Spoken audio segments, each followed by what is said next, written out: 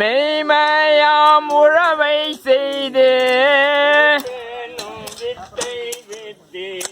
விருப்பேனும் வித்தை வித்து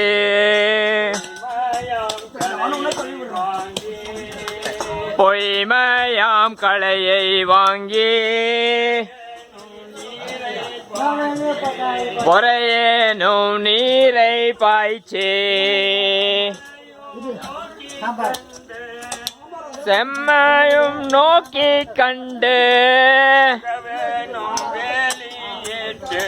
தகவேனும் வேலியிட்டு